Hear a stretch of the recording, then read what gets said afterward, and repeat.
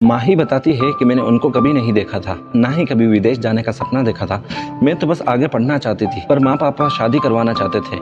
एक दिन मैंने भी गुस्से में आकर कह दिया कि अगर आप लोग मुझसे इतने ही परेशान हो तो कर दो मेरी शादी, लेकिन इंडिया में नहीं, और जहाँ मैं आप लोगों से कभी ना मिल सकूं। माँ पापा ने बात आगे बढ़ाई तो पता चला कि लड़का डॉक्टर है हॉलैंड में। अगले हफ्ते लड़के वालों का फोन आ गया। मैं मन ही मन बहुत डर रही थी कि एक तो लड़का डॉक्टर मेरे से बिल्कुल अलग है, मैं तो पत्रकारिता की डॉक्टर थी, और वो दिमाग का, दोनों का कभी भी मेल नहीं था। ऊपर से बिना देखे हाँ कर दी थी।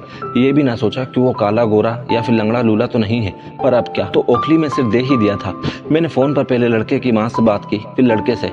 जब उसने पहली बार फोन पर हेलो बोला तो जैसे मुझे अपने वशीभूत ही कर लिया। आगे उसने क्या कहा मैंने सुना ही नहीं।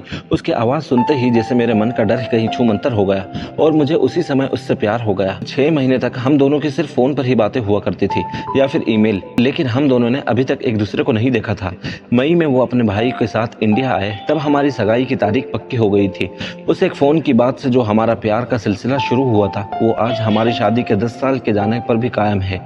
आज हमारी प्यारी 2 बेटियां हैं, और आज भी हम एक दूसरे की बात बिना कुछ कहे समझ जाते हैं। शायद हम दोनों का जन्मदिन भी एक ही दिन है, 9 फरवरी। इसलिए अभी तक हम ये नहीं मानते कि शायद भगवान ने हमें एक ही दिन अलग अलग देशों में पैदा करके भी एक साथ रहने के लिए बनाया है। जो माँ पापा से दूर जाने की बात कही थी वो सच हो गई। माँ पापा से कभी भी नहीं मिल पाती हूँ, लेकिन पति और ससुराल से इतना प्यार मिला है कि माँ पापा की कमी कभी ज्यादा नहीं खिलती।